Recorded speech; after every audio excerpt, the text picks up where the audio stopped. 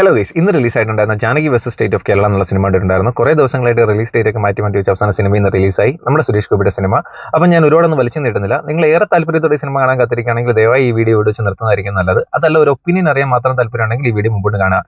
എന്നെ സംബന്ധിച്ചിടത്തോളം എനിക്ക് സിനിമ അത്രയ്ക്ക് ഇങ്ങോട്ട് വർക്കായില്ല. ലൈക്ക് നമ്മൾ ഇതിനു മുമ്പ് ഈ ടൈപ്പ് സിനിമാസ് ഒക്കെ കണ്ടിട്ടുണ്ട്. ആ കണ്ടിട്ടുള്ള സിനിമകളിലെ പോലും ഒരു ഫീലോ കിക്കോ ഒന്നും തരാൻ ഈ സിനിമയ്ക്ക് കഴിഞ്ഞിട്ടുണ്ടായിരുന്നില്ല. നമുക്കിപ്പോൾ ഇത് ആക്ഷൻ ഡ്രാമ ത്രില്ലർ എന്നൊക്കെയാണ് പറയുന്നത്. ഇതിൽ ആക്ഷൻ എനിക്ക് അങ്ങോട്ട് അത്രയ്ക്ക് ഫീൽ ചെയ്തില്ല. കുറച്ച് ബോറായിട്ടാണ് ഫീൽ ചെയ്തത്. ത്രില്ലർ ആണെങ്കിൽ ആ ഒരു കാറ്റഗറി നോക്കിയാൽ പോലും നമുക്ക് ഒരു ക്യൂരിയോസിറ്റി നിലനിർത്താനോ അടുത്ത് അങ്ങനെ ഒന്നും തന്നെ ഇതിന് കഴിഞ്ഞിട്ടുണ്ടായിരുന്നില്ല. വേണമെങ്കിൽ ചുമ്മാ വൺ ടൈം കണ്ടിരിക്കാം. അതർവൈസ് സ്റ്റോറി ആവട്ടെ, ബാക്ക്ഗ്രൗണ്ട് സ്കോർ ആവട്ടെ, അതല്ലെങ്കിൽ പെർഫോമൻസ് ആവട്ടെ, ഒന്നും തന്നെ അത്ര വലിയ പരിപാടിയുള്ളതായിട്ട് എനിക്ക് തോന്നിയില്ല. ബട്ട് സിനിമയുടെ A to Z സുരേഷ് ഗോപിക്ക് കുറെ പഞ്ച് ഡയലോഗ്സ് ഉണ്ട്. ഈ പഞ്ച് ഡയലോഗ്സ് പുള്ളി നൈസായിട്ട് ചെയ്തിട്ടുണ്ട്. പക്ഷേ ആ പഞ്ച് ഡയലോഗ് നമുക്ക് അങ്ങോട്ട് ഫീൽ ചെയ്തില്ല, അല്ലെങ്കിൽ ആ സിനിമയ്ക്ക് അത് അത്രയ്ക്ക് ഒരു ഇൻവോൾവ്മെന്റ് ആയിട്ട് എനിക്ക് ഫീൽ ചെയ്തിട്ടുണ്ടായിരുന്നില്ല. പിന്നെ ഈ മാധവ് സുരേഷ് ഒക്കെ പുള്ളിയുടെ പെർഫോമൻസ് കുറച്ച് ക്രിഞ്ചായിട്ടാണ് എനിക്ക് ഫീൽ ചെയ്തത്. ചിലപ്പോൾ എനിക്ക് മാത്രമായിരിക്കും, അറിയില്ല.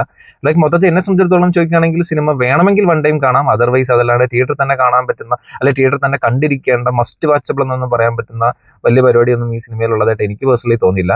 ലൈക്ക് നിങ്ങൾ ആരെങ്കിലും സിനിമ കണ്ടവരാണെങ്കിൽ നിങ്ങളുടെ അഭിപ്രായം എന്താണെന്നുള്ള ജസ്റ്റ് ഒന്ന് കമന്റ് ചെയ്തേക്കാം. Okay, by.